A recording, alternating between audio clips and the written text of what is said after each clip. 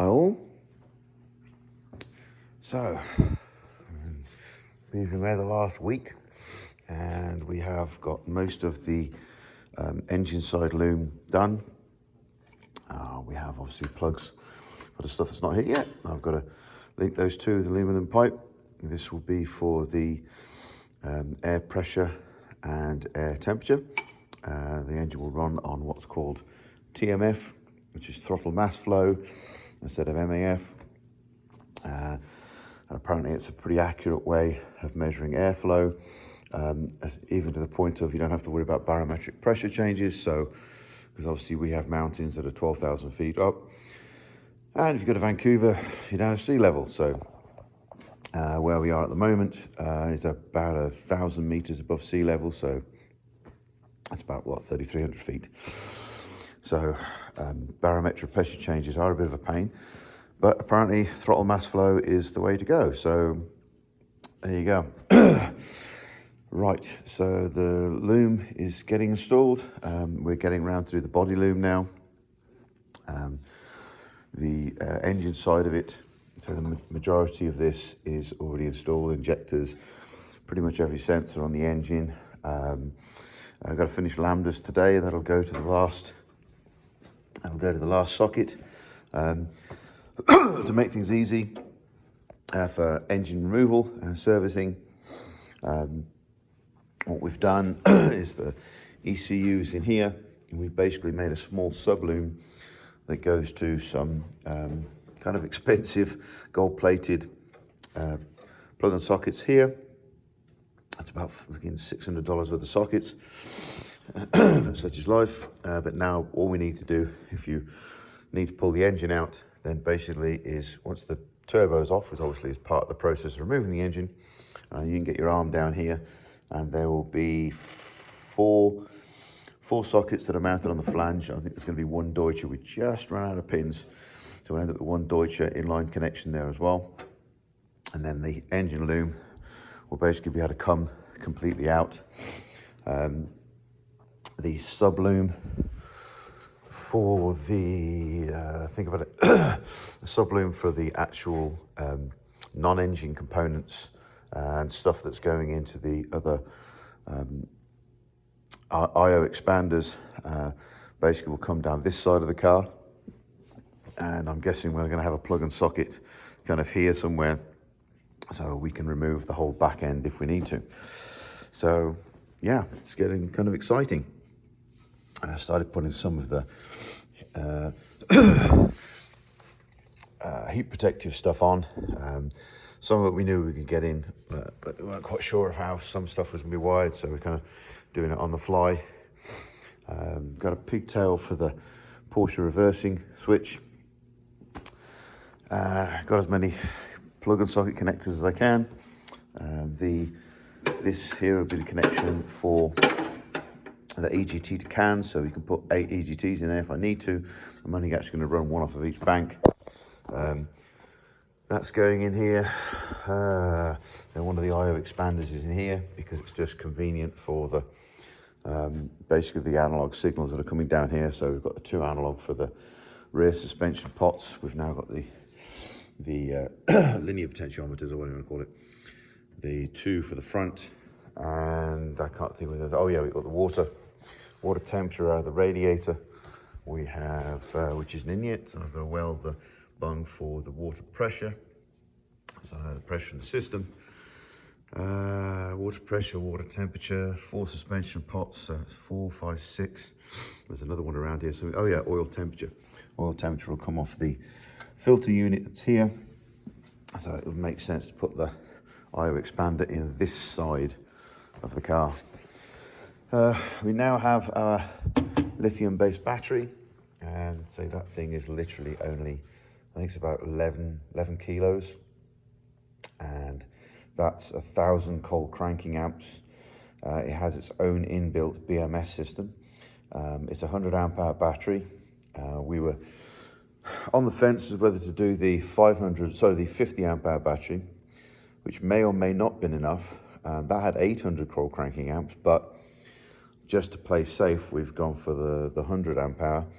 which just say just happens to have 1,000 cold, but we're not too fussed about that. There is, I think, a bit of concern on here about the throttle bellow being close, but I have to put my race boots on when I drive this damn thing anyway. So we'll probably end up with a throttle guard around the battery terminal on that side. It is the negative terminal on that side anyway, but just to be sure about my comfort before we maybe end up going with a 50, which obviously is slightly, it's the same dimension in height and width, it's just lengthwise is bigger. But yeah, so we now have our light battery. The equivalent, I'm trying to think now, Optima, sorry. The equivalent Optima battery, which doesn't have as many amps, that's slightly smaller, but it's still like 25-26 kilos. This is literally half the weight, so yeah, so got a battery now. So we're now today going to start really doing the main body loom, which is a little simpler, a little less complicated. Pretty much all of the items get wired to solid state relays, so there's not too many switch paths. We've got some multi-pin, some 8 and 12 pin Deutsche pin plugs that I can now connect to the dash. Obviously for the connections to the front and rear clip, they're on their way. This is the CAN line at the moment, so CAN bus with power here, which is the power we've put down the CAN bus 4-pin plug system. Basically is enough to power the dash, and is enough to power the the shift change light and a few other items. So it makes the powering of the lesser items very simple. We have another connection that's on the passenger side, so we can connect into the CAN bus. We also have the Ethernet connection on that side, so the passenger can have Ethernet connectivity to the dash and to the ECU, and CAN bus connection if we need to do any CAN bus dedicated stuff. Because to program some of the devices, you need to get into the CAN bus line and basically run with the ECU masters USB to CAN box. Some stuff like the dashboard and the ECU, you can do them straight with their software, but some stuff we will need to just program the CAN bus units, or can program the little boxes basically via the CAN bus. So we won't carry around the USB to CAN box all the time. We don't need it, we only need it when we're programming.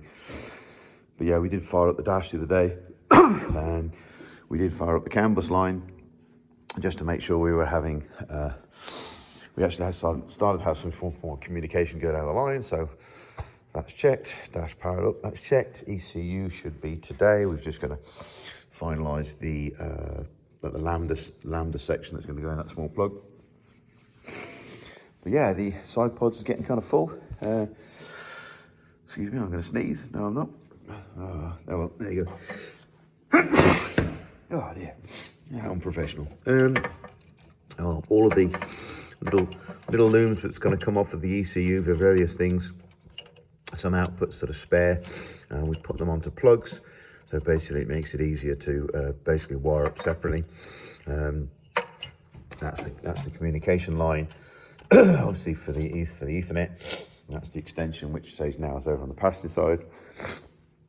And we'll probably end up running some form of like closure panel, mainly on the loom section, and just so I can still put something in there that's it's not going to rattle around and cause any issues. But yeah, we've got our MSD solid state relay. There's a Stinger LSD relay here, which is a lot more simpler, it's cheaper. The MSD will do PWM, so makes things there. We have a splitter box for main incoming power, so the distribution to the PDM, which is gonna just literally just mounting this one up. So the PDM is going to come inside the unit there, so we can get access to the PDM plugs via the back of the wheel well.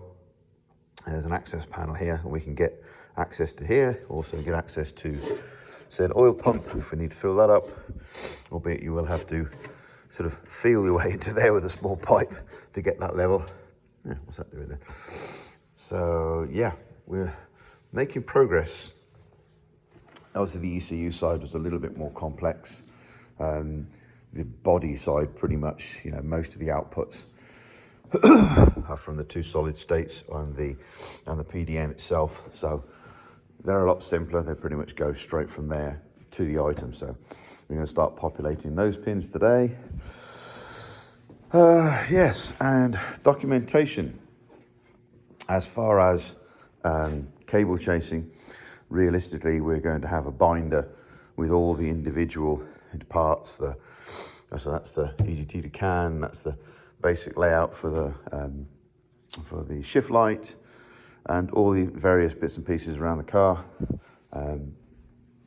My good man is basically drawing lots of drawings for us to show positions of all the items, routing the CAN line, and then we'll do various things for the engine side as well. And yeah, it's a lot of paperwork and a lot of time. So you're probably looking, I said somewhere looking at about 30 to 40 hours, literally laptop time in deciding all the pin positions, and they become basically something like this. So you've got like plug D, what's going on there, what's the color of the cables, what those particular items are fired from, and you know where that supply is coming from for the fire, whether it be on the CAN bus line, whether it be a digital input. So this kind of information is obviously invaluable for fault finding at a later date, if for whatever reason, and obviously commissioning. But you know, early on in the stages, it's easy to remember what we just did. So yeah, there's going to be probably a binder a good inch or so thick of all the information for it. So it's exciting. I've discovered a few more items that the water cooling system for the charge coolers. The original position for this was right up against the bulkhead. Turns out that I can't actually get the pipes when I want it, so I'm going to have to remake this spacer, space that out, and remake the lower bracket. But if I pull it back like here, then I can actually get the 1-inch return to the radiator, and then the 2 3/4 pipe returns from the top corner, basically, of the intercooler, so we don't trap any air into here. So I have a plan for that now. I wasn't quite sure exactly how I'd squeeze the 3 lines basically down in front, because yeah, there's not much room. So I have a plan exactly how to do that. I've got lots of little bits of still mechanical stuff to do, but realistically this 2 weeks we've concentrated on doing the electrical side of it. So but yeah, super happy at the moment. Well, I'm more than happy, reasonably ecstatic, if the truth be known. A few minor other things that I never thought about originally. Obviously the engine doesn't have conductivity to the gearbox due to the probable resistor stuck in the middle, the anodized plate. So as much as we're doing earth strapping, I also need to do a strap from the gearbox. Like I said before, we didn't anodize the aluminium piece in front of the starter motor, or I could have done, because obviously I've made that so I could strip it down. But if we did that, we'd lose the electrical path from the main positive to what should be an engine ground, a chassis ground. Well, I don't want to go through the starter motor. I don't want to cause any sort of minor welding, shall we say, through the starter, to the ring gear, to the starter motor, all that crap. So we'll basically end up having to put an earth strap from the gearbox. Probably best to do it from the starter mount, because we've got access to it. So we'll have to strap that back to our chassis, as well as our engine earthing, just to make sure you've got a good earth path for the starter. Yeah, super happy with the little clamps we made. A buddy that came here, we were just brainstorming it, and he sort of come up, why don't we just make this simple clamp, because I was trying to mount it on here. Made total sense. So it's always good to have somebody around with some second input. So we've nicknamed the clamp after him. more than anything else, just for a laugh.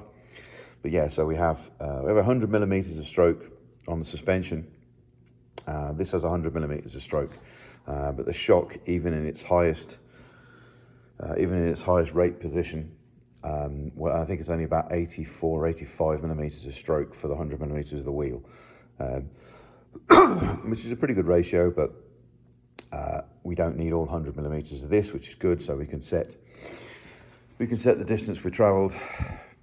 You know, realistically, if somebody asked me why, knowing the suspension compression obviously gives us a rough idea of how much area we're using. Now, if we increase the frequency of the logging on that, you can also see how much bounce we're getting. So basically, from the logs, I can actually see if we need more damping. Now, I'm not an expert race car driver, so anything that shows me a trend, it shows I haven't got enough rebound or bump compression, then I can adjust that. I am tempted at a slightly later date to go and have the shocks rebuilt with different bodies, to have the three-way shock adjustable, but that's at a later date at the moment. Costs aspiring out of control. They're not out of control, but yeah, I'm spending a little bit more than I thought I was before, but that's really a running theme with this thing anyway. So yes, so yeah, electrical loom installation, fun times. Obviously this is the power and electronic control unit for the power steering. We know all about the I/O needed for this. Basically, we're going to run, this will power up once the the ignition is on, and once the ignition is on, then basically we'll have a PWM style signal that'll go into it, so we can program a simple table in the ECU, which basically increases the steering below a certain mile an hour to the point where we have a basically car park style power steering. But once you get up to any kind of speed, even probably 15-20 miles an hour, pretty much the steering assistance will be virtually nil. I think it has to be a very minimum amount, but I don't know what that is yet, so we're still playing with that. But yes, so kind of, yeah, I'm babbling on, but progress is being made. The flywheel, unfortunately, I said we're having to remake it for the correct offset. The people that made the flywheel wouldn't make me a flywheel that was exactly the right offset, so which has been unfortunate. So I had to buy the flywheel and the clutch, and basically I'm remaking the flywheel at the moment, but with the offset correct for my car.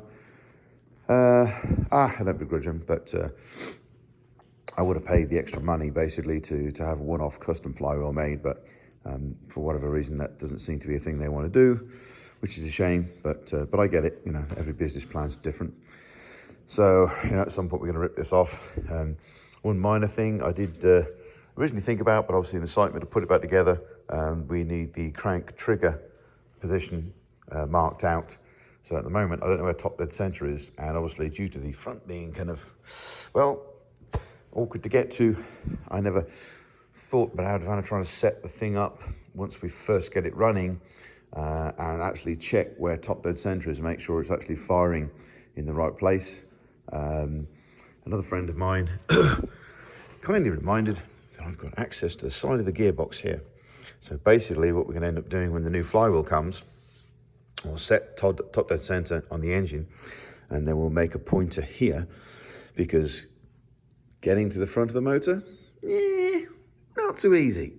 So we'll end up with basically just a simple reference point here and a line or whatever in that, to give us some idea of where the TDC is, just so we can set initial timing. Obviously after that it doesn't really matter because the ECU take care of it, but it's always good to have a checkpoint. So we're going to end up using the flywheel through this access hole here, because the lovely degree wheel that's sat on top of the damper is going to be awkward to get to. I could actually, if we take the bottom panel off, is see the bottom of the timing gear, so the bottom of the damper, but most of those times you're not going to want to do that if you're tuning, but that becomes a bit of a good reference point. So thank you to my man that suggested that. Like I said, it's always good to have help. Sometimes being in the workshop in your own, you kind of forget the silly little stuff. So yeah, there we go. Lots of electrical stuff going on, and hopefully in the next 1 or 2 days we can actually power up the ECU, and one of us, there's 3 of us at the moment, one of us can actually start looking at populating the CAN bus data, and then we can start actually firing things via via the actual sort of switch panel and the overhead 12 position CAN keypad. This car actually will have it's got twin heating elements in the front screen. I have decided to keep this one as it is, and the minor modifications we're going to make to the body we're basically going to do in the second gen of the car. So for this one we'll just keep it as is. So the second gen will have a different shaped windscreen. It's pretty close, but it'll be slightly less viewing area. But to be honest, you end up putting a blanking across the top of the screen anyway, just because the screen's so far back. There are no sunshades, so this will be the only car that has that particular windscreen shape. So I thought, well, might as well just fit the heated screen to this one instead of the standard one. And then when we have the windscreen tooling done for the later cars, it'll be different, so it won't matter. So we are going to fit the heated screen. This being Alberta and lots of snow on the roads and lots of gravel, windscreens do tend to get a bit of a rough deal around here. So before it even hits the road, I'll probably end up taking it to something like ZR Auto and getting the windscreen 3M protection. Basically the clear film they put over the windscreens to stop the damn things from getting shattered. It seems to be quite a common thing now. So yeah, to protect the screen, we're going to basically put a plastic cover over the outside of it. So we'll see how that goes. Now the heated screen, as much as it's handy, realistically, whenever I drive this in cold, it's just a quick way of defrosting the screen, albeit the AC system itself does have a defrost mode, so we can put the AC on, we can put the heat on, but then dry the heat out with the refrigerant. So as much as it's still putting warm air out, it'll dry that air out, and then basically any moisture from there will come from this drain and drain out. So it does have a sort of a hot defrost mode, should we say. But if you've got a heated screen, why the hell not use it? And we've now figured out we actually got two more high output pins, 20 amp pins from the PDM that we didn't think we originally, or I didn't think we originally had. So I don't even have to fit relays for those. I can actually still go completely solid state. But yes, that's oh wow, 22 minutes. Okay, for those of you that hung on, thanks. More updates hopefully later in the week, once we actually start getting stuff moving.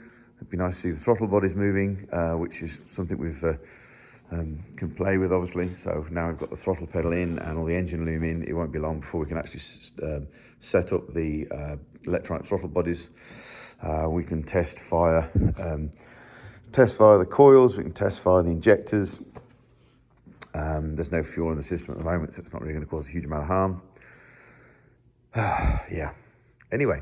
I'm having fun, even though it snowed again last night, and yeah, gone another 2 or 3 days at 16 degrees above and lovely and sunny. We've got the garage door open, and now we're back to 2 inches of snow. Okay, I'll speak to you all soon. Thanks for watching.